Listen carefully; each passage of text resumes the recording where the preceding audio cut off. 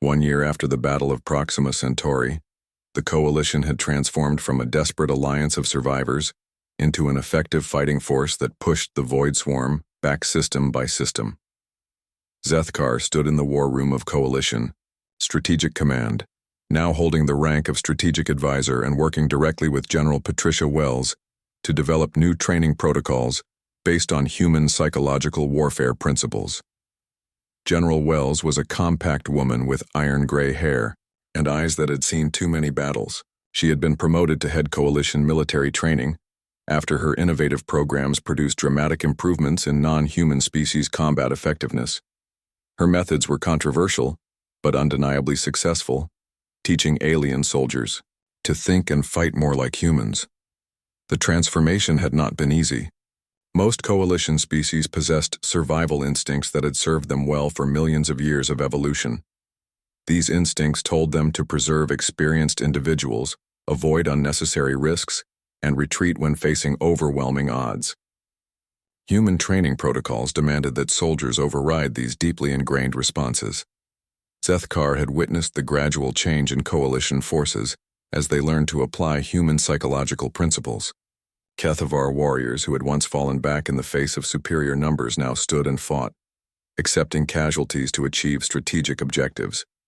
Altarian pilots began volunteering for suicide missions, their crystal-based minds finally understanding that individual death could serve collective survival. The key insight had proven revolutionary. Fear of death was indeed the swarm's greatest weapon, but not in the way most strategists had understood. The bioships did not simply kill their enemies. They used psychological attacks, releasing chemicals that amplified terror responses, and their horrifying appearance was designed to trigger flight instincts in prey species. But humans, who had evolved to function despite overwhelming fear, proved largely immune to these attacks. Their cultural acceptance of death as natural and sometimes necessary provided additional psychological protection.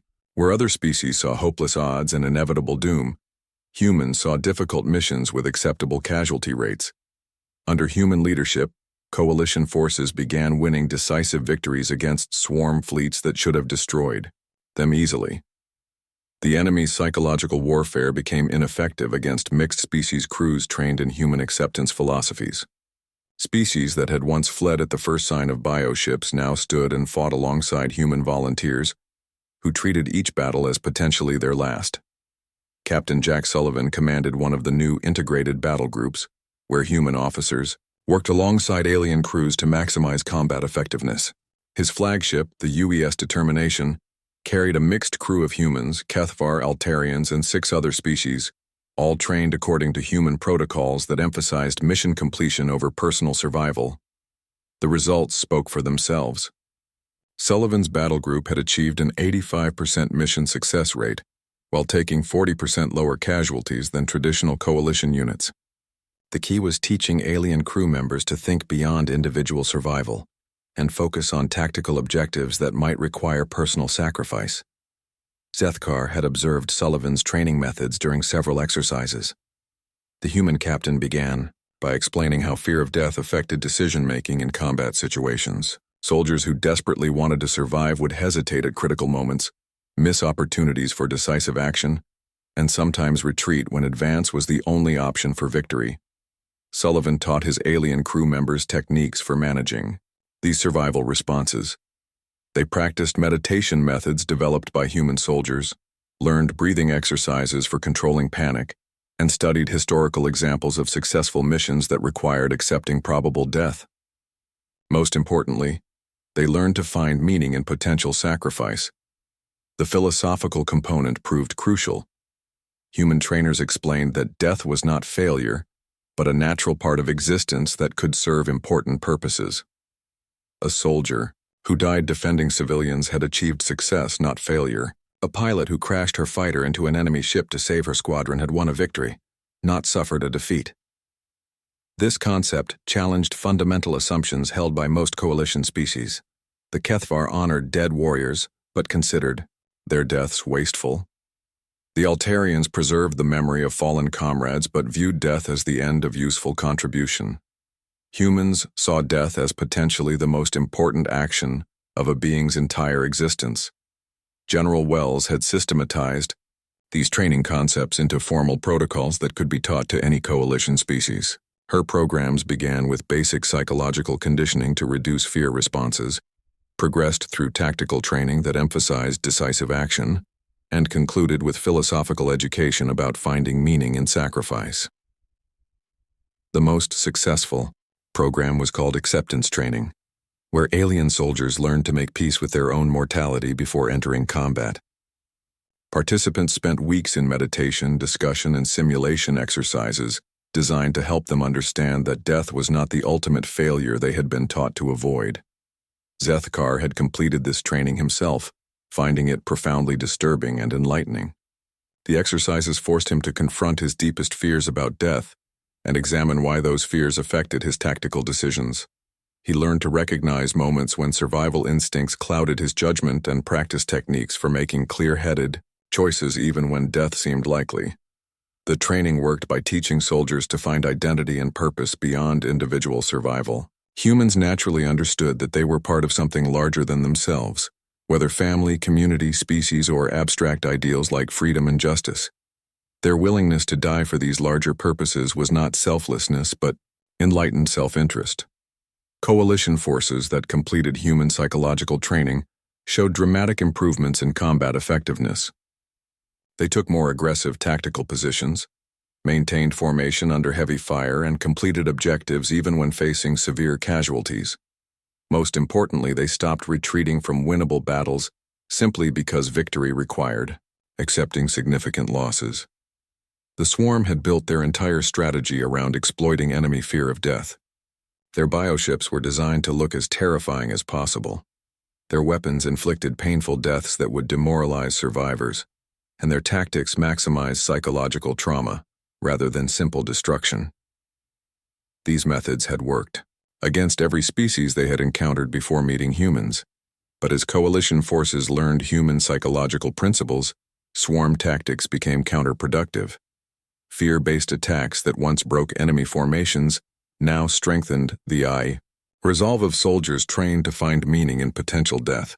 Bioships designed to terrify became simply another type of target for crews that accepted destruction as an acceptable outcome. The war's turning point came during the Battle of Wolf 3 February 9, where a coalition fleet trained in human methods faced the largest swarm armada ever assembled.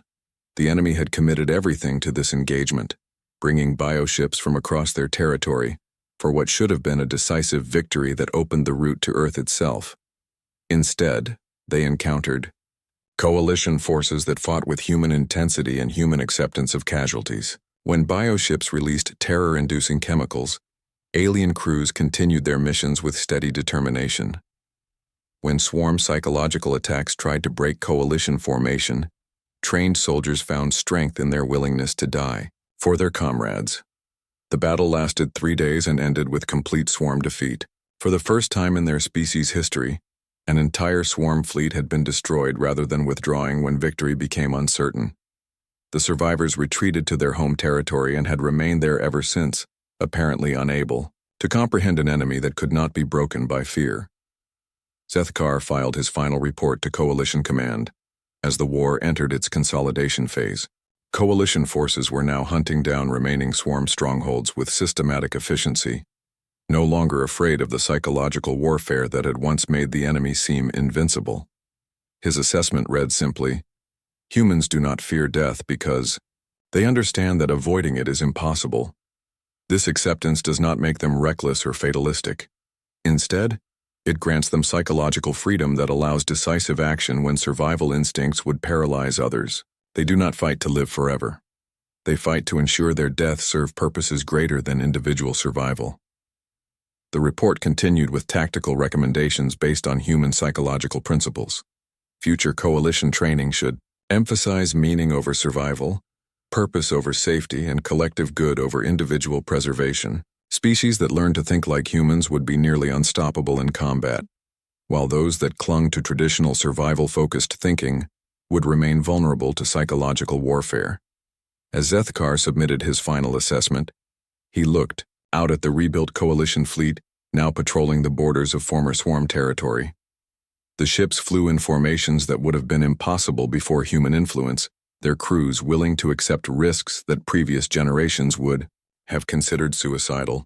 The medical bay of the human hospital ship UES Mercy smelled of antiseptic and determination.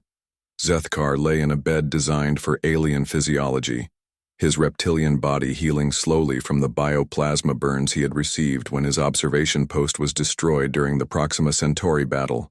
The injuries would have killed most beings, but Kethavar were resilient and human medical technology was surprisingly advanced.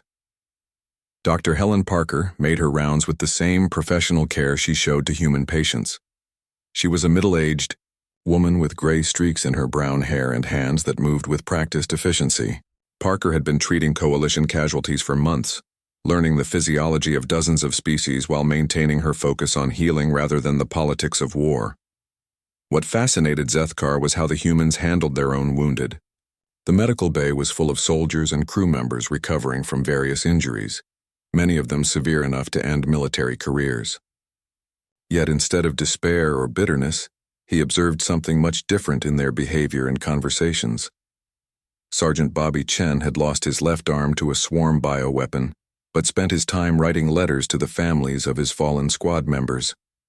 His mechanical prosthetic clicked softly as he wrote, each letter carefully composed to honor the memory of someone who would never return home. Chen discussed his friends' deaths not with grief, but with a sense of duty and pride in their sacrifice. Petty. Officer Sue Williams had been blinded during a reactor overload that saved her ship, but she sat by the beds of more seriously wounded patients, reading to them from books and news reports from their homeworlds.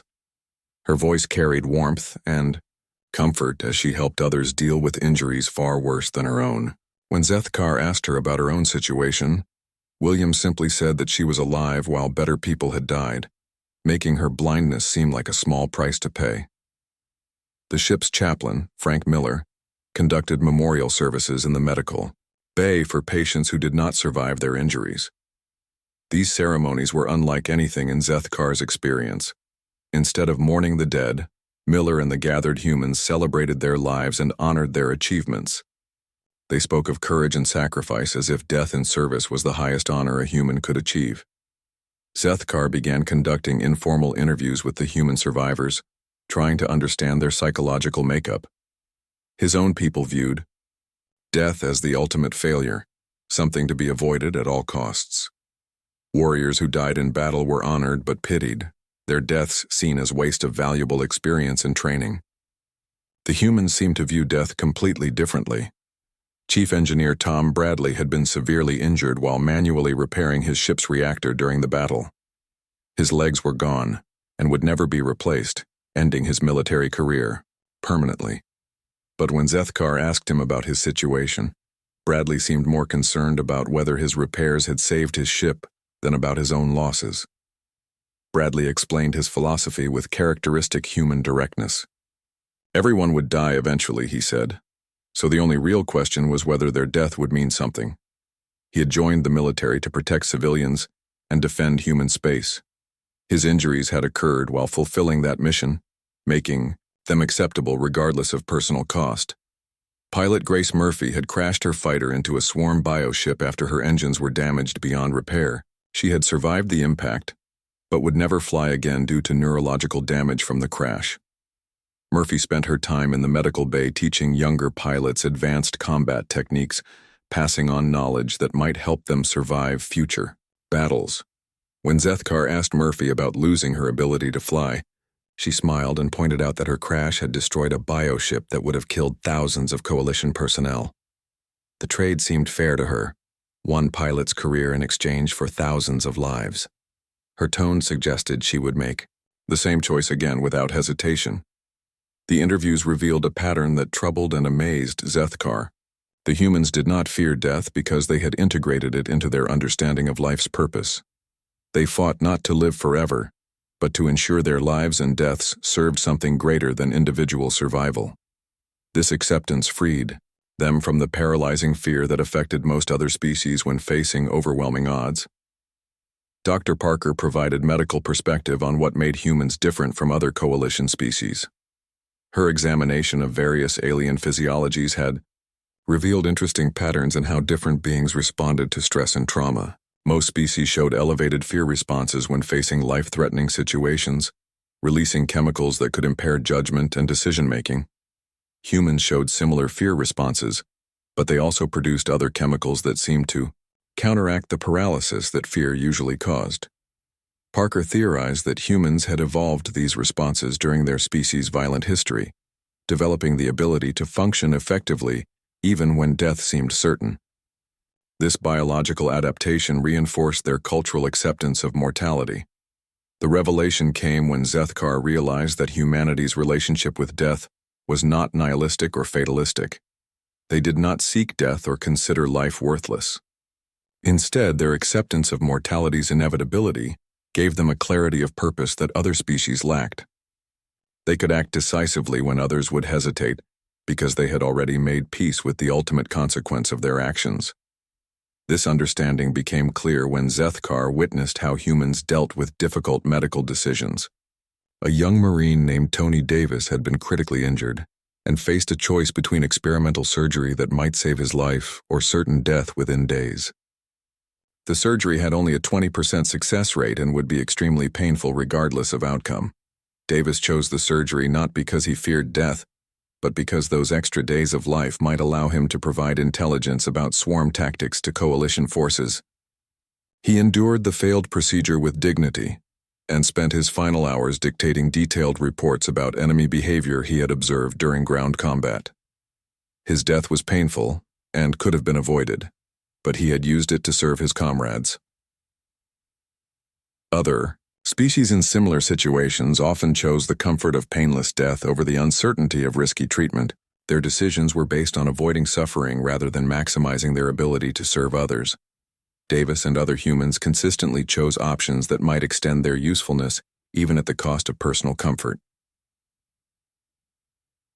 The psychological profiles that emerged from Zethkar's interviews painted a picture of a species that had learned to transcend individual survival instincts. Humans formed strong emotional bonds with their comrades and felt genuine grief when friends died, but they did not let these emotions prevent them from accepting similar risks themselves. Corporal Janet Price had watched her entire squad die in a swarm ambush, surviving only because she had been knocked unconscious by an explosion. She grieved for her friends but immediately volunteered for the most dangerous missions available, explaining that their deaths would be meaningless unless she continued the fight they had died for. Medical technician Carl Hughes had lost his brother during the battle and received word that his wife was missing after a swarm raid on his home colony. Instead of requesting compassionate leave, Hughes threw himself into treating wounded coalition personnel with even greater dedication, working double shifts to save lives that might otherwise be lost. These responses seemed illogical to Zethkar's way of thinking. Rational beings should have withdrawn from danger after experiencing such losses, seeking safety for their remaining family members and themselves. The humans instead seemed to become more committed to dangerous service after experiencing personal tragedy. The medical staff explained that human psychology was built around concepts of meaning and purpose that transcended individual survival. Humans needed to believe their lives served some greater good, whether protecting family, defending ideals, or advancing their species' interests.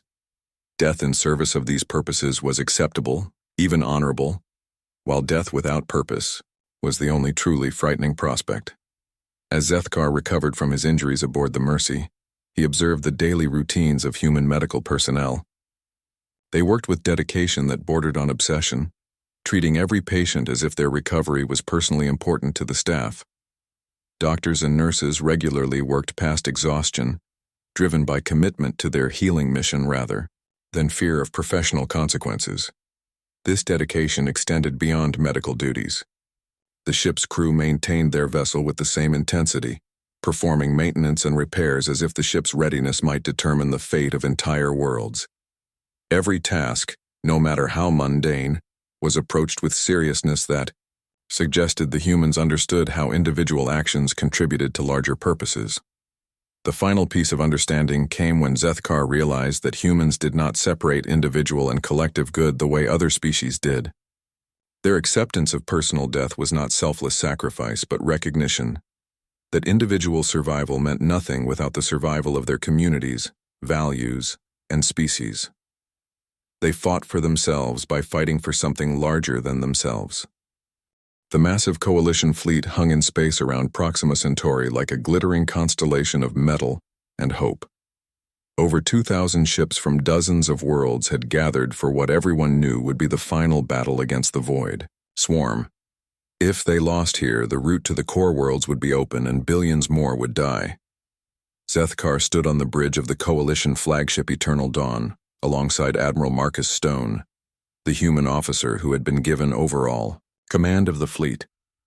Stone was a quiet man with silver hair and deep lines around his eyes that spoke of years spent making impossible decisions. His promotion to fleet commander had surprised many Coalition members who expected one of the more established species to lead such a critical battle. The Swarm had been building their forces for months, consuming entire systems to fuel their war machine. Intelligence reports suggested they had assembled the largest invasion fleet in recorded history, with bioships numbering in the thousands and ground forces in the millions. This would be their final push toward the Coalition's most populated worlds. Admiral Stone studied the tactical displays with the same calm focus Zethkar had observed in other humans. The enemy fleet would arrive within hours, and Coalition forces needed to be positioned perfectly to have any chance of victory. Stone moved squadrons around the system like pieces on a game board, placing each group where it could do maximum damage, while accepting that many would not survive the battle. Communications flowed constantly between Coalition ships as final preparations continued. Zethkar monitored the various frequencies, listening to the voices of dozens of species preparing for war. Most showed signs of fear or anxiety, which was natural when facing an enemy known for consuming entire civilizations. But the human frequencies told a different story entirely. Commander Alex Turner of the UES Valiant discussed ramming tactics with his navigation officer as casually as planning a training exercise. His ship was one of the newer human vessels, built specifically for close combat with swarm bioships. Turner explained to his crew that their reactor could be overloaded to create an explosion large enough to destroy even the largest enemy vessels, treating this information like standard operational procedure. Pilot Kate Rodriguez led a squadron of human fighters assigned to the most dangerous role in the battle plan. Her fighters would penetrate deep into the swarm formation to target command. Bioships facing overwhelming odds with minimal chance of survival, Rodriguez briefed her pilots with enthusiasm, joking about their chances and making casual references to previous suicide missions. The first swarm scouts appeared at the edge of the system, their bioships emerging from hyperspace like living nightmares. These creatures were the size of cities, their organic hulls pulsing with bioluminescent weapons and sensory organs. Behind them came larger vessels, command ships that directed the swarm's collective intelligence and coordinated their attacks. Admiral Stone watched the enemy fleet deploy with professional interest, counting ships and analyzing their formation. The swarm outnumbered Coalition forces 3-1, with several supermassive bioships that dwarfed even the largest Coalition vessels. Any sane military commander would have ordered immediate retreat, but Stone simply nodded and activated fleet-wide communications. His speech to the Coalition fleet was brief and practical. They faced overwhelming odds against an enemy that had never been defeated in open battle.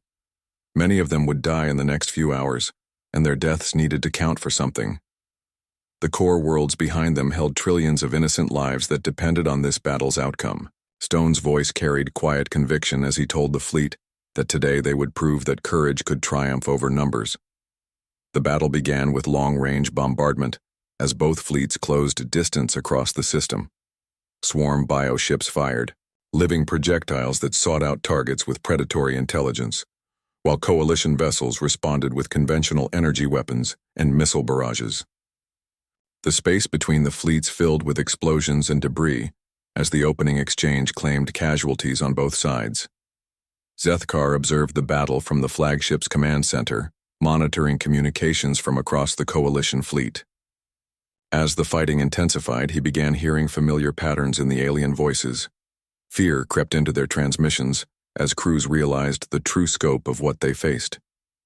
Some ships began falling back despite direct orders, their commanders overcome by survival instincts that demanded retreat. The Kethvar battle group maintained formation longer than most, but even his own people eventually began requesting permission to withdraw. The bioships were simply too large and numerous, their weapons too powerful for conventional tactics to work. Several Kethvar commanders reported equipment failures that conveniently required them to fall back for repairs. But the human frequencies remained steady. Commander Turner brought the UES Valiant into knife-fighting range with a massive bioship, his crew cheering as they poured fire into its organic armor. When the bioship's weapons tore through his shields and began eating into the hull, Turner ordered all hands to abandon ship while he remained at the controls to guide it into a ramming attack.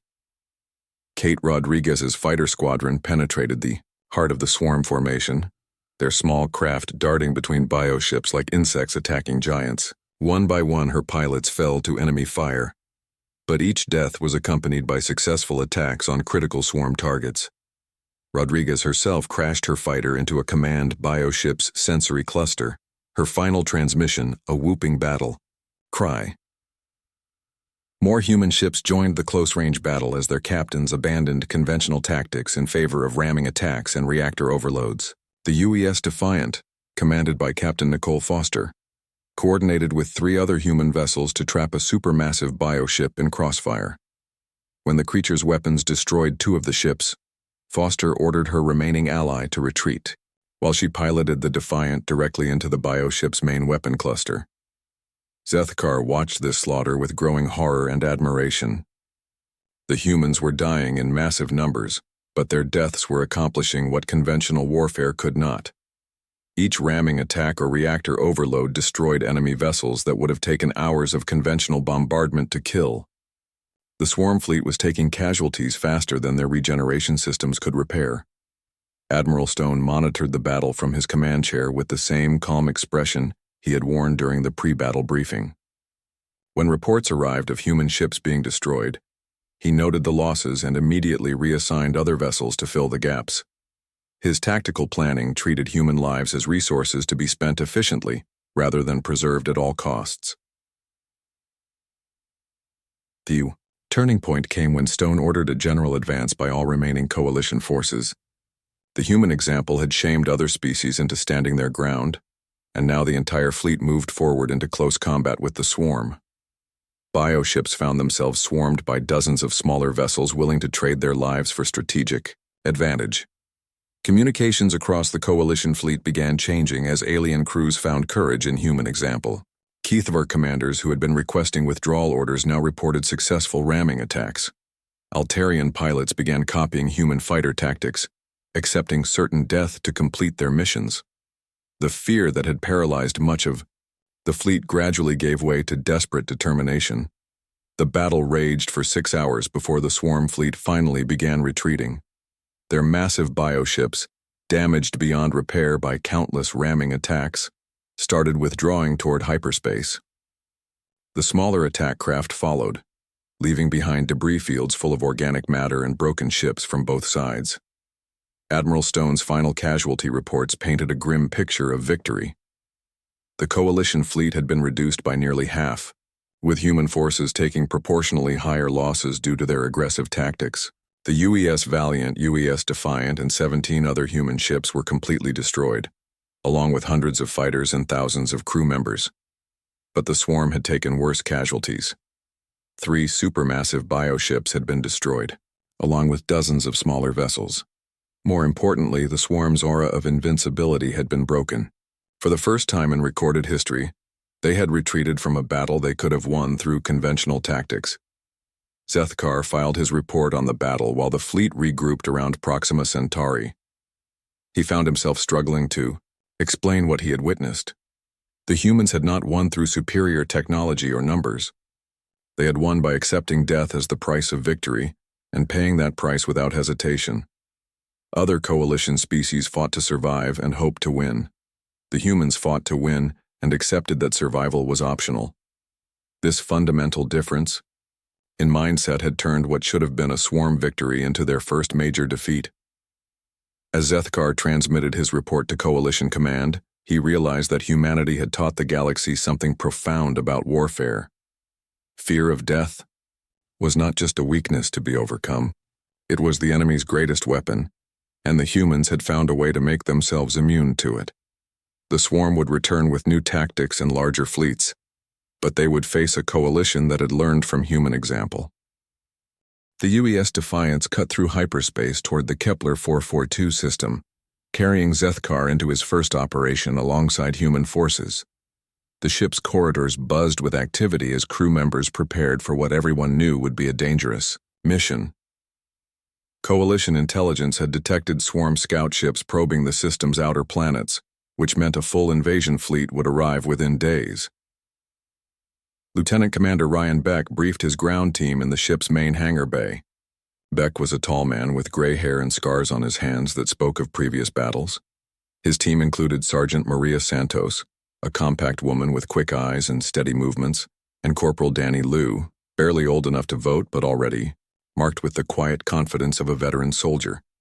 Zethkar observed from the side as Beck explained their mission.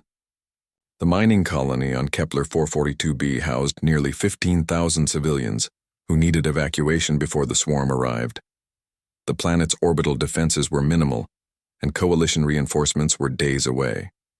The Defiance and 2 other ships would have to extract the colonists and destroy critical infrastructure to deny it to the enemy. What struck Zethkar most was how the humans discussed the mission. They talked about casualty estimates and withdrawal timetables with the same casual tone they used for discussing meal schedules. Santos mentioned that previous evacuations under swarm pressure had resulted in 60% losses among rescue forces. Liu nodded and asked about ammunition resupply as if she had simply mentioned the weather. Beck assigned Zethkar to observe from the Defiance's bridge while ground teams deployed to the colony. Captain Nicole Foster commanded the ship. With quiet efficiency, her brown hair pulled back in a regulation style and her green eyes constantly monitoring the tactical displays. She treated Zethkar with professional courtesy, but made it clear that he was a guest, not a participant. The Defiance dropped out of hyperspace at the edge of the Kepler 442 system and immediately began scanning for threats. Long-range sensors detected no swarm presence yet, but Captain Foster ordered battle stations anyway. Her crew responded with practiced movements that spoke of extensive training and previous combat experience.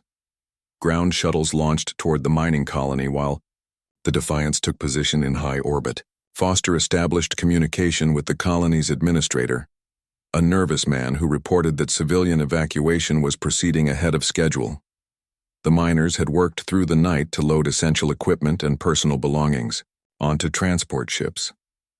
Zethkar monitored the ground team's communications from the bridge.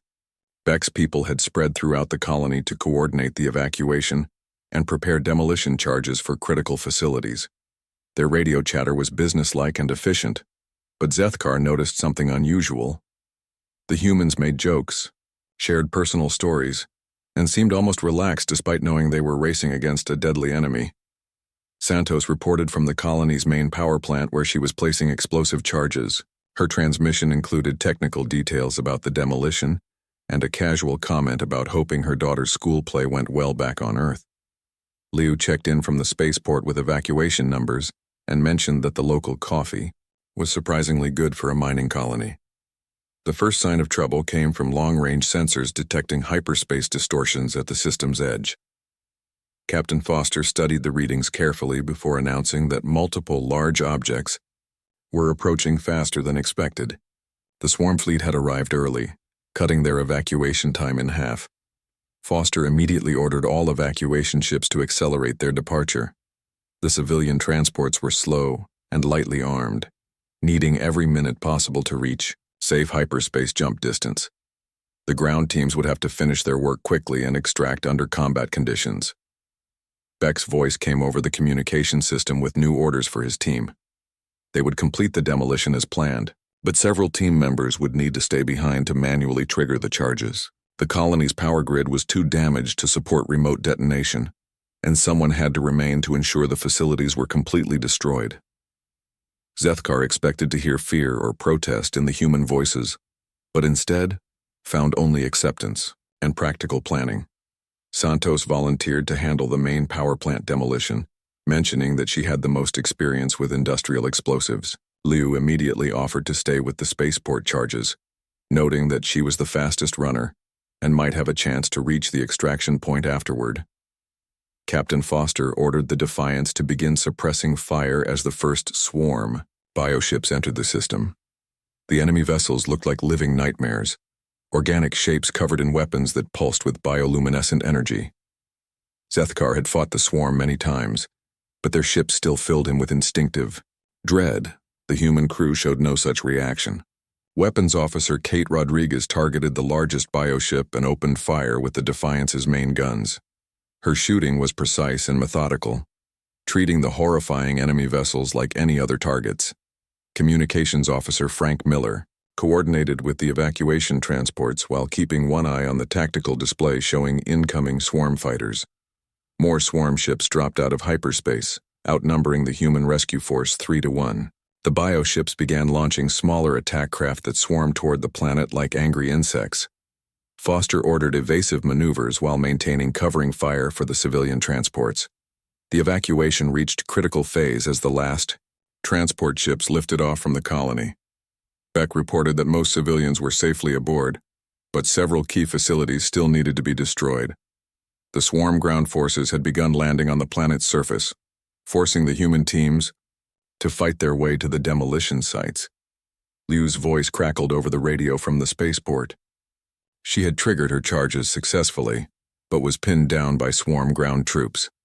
Her transmission was calm despite the sound of weapons fire in the background. She asked Beck to tell her sister that the Cubs had finally won the championship, a reference that meant nothing to Zethkar but seemed important to the humans. Santos reported similar success at the power plant, but her extraction route was cut off by advancing swarm creatures. She would detonate the main charges manually and try to reach the emergency bunker afterward. Her voice carried no trace of panic or despair, only professional resignation and determination to complete her mission. Beck coordinated the withdrawal of his remaining team members while swarm bioships began orbital bombardment of the colony. The Defiance shook under enemy fire as Captain Foster maneuvered to protect the last evacuation shuttle. Zethkar watched the tactical display show impossible odds, yet the humans continued fighting with steady determination. The final evacuation shuttle launched with Beck and most of his team aboard. Santos and Liu remained on the planet's surface, buying time for the others to escape. Their last transmissions were brief status reports confirming successful demolition of their assigned targets. Neither woman asked for rescue or expressed fear about her situation. Foster ordered the Defiance to join the civilian convoy's retreat to hyperspace. The ship's engines strained under maximum acceleration, while swarm fighters pursued them through the outer system. Point defense guns shot down attack craft that came too close, but several civilian transports took damage from enemy weapons. The convoy reached hyperspace jump distance with minutes to spare. As the Defiance prepared to enter hyperspace, Zethkar looked back at Kepler 442b through the observation windows. The planet's surface glowed with fires from the demolished facilities and ongoing swarm bombardment. Santos and Liu were down there somewhere, their fate unknown but likely sealed. Captain Foster filed her mission report during the hyperspace transit back to Coalition space. She noted that the evacuation had saved 14,800 civilians at the cost of 12 human military personnel. Her tone remained professional and matter-of-fact, discussing the losses with the same detachment she used for equipment damage reports. Zethkar found himself deeply troubled by what he had witnessed. The humans had fought bravely and saved thousands of lives, but their casual acceptance of death disturbed him. They had discussed fatal missions like routine assignments and accepted probable death without apparent fear or regret. In his own military tradition, experienced warriors were too valuable to waste on suicide missions. The Kethvar would have found another way to complete the demolitions, perhaps using unmanned drones or delayed charges. But the humans had simply accepted that someone needed to die and had volunteered for that role without hesitation. As the Defiance returned to Coalition space, Zethkar began writing his first report on human military capabilities. He found himself struggling to explain what he had observed. The humans were effective soldiers, but their relationship with death seemed fundamentally different from any species he had encountered. They did not fight to avoid dying. They fought to ensure their deaths accomplished something meaningful. This distinction would prove far more important than Zethkar realized at the time. The metal corridors of Station Omega-7 hummed with activity as representatives from dozens of worlds gathered for the most important meeting in galactic history. Zethkar adjusted his ceremonial armor and checked his translation device one more time. As a senior officer of the Kethvar military and veteran of countless battles against the Void Swarm, he had been chosen to evaluate the newest species requesting membership in the Galactic Defense Coalition. The humans had arrived 3 days ago in a ship called the UES Liberty. Zethkar had watched their vessel dock from the observation deck and noted its crude but functional design. Unlike the elegant curves of Kethvar warships or the crystalline beauty of Altarian vessels, the human ship looked like it was built for war. Every surface seemed designed to take damage and keep fighting. Commander Jake Morrison entered the conference room with his small delegation. Zethkar studied the human leader carefully. Morrison was shorter than most coalition species, with brown hair and calm blue eyes that seemed to take in everything at once. He wore a simple blue uniform with minimal decoration, unlike the elaborate ceremonial dress of other species representatives. The coalition's Supreme Chancellor, a tall Valdorian with silver skin and 6 arms, called the meeting to order. His voice carried the weight of authority as he addressed the humans directly. The galaxy faced its greatest threat in recorded history. The Void Swarm had consumed 17 star systems in the past year alone, turning entire worlds into lifeless husks. Billions of sentient beings had died as the parasitic aliens spread like a plague across space. Morrison listened without interruption as the Chancellor explained the coalition's purpose. 73 species had united to fight the swarm, pooling their resources and knowledge in a desperate attempt to survive. Some members contributed advanced technology, others provided raw materials or manufacturing capabilities. The humans would need to prove their worth if they wanted protection under the coalition's umbrella. Captain Lisa Hayes, the human military representative, spoke next.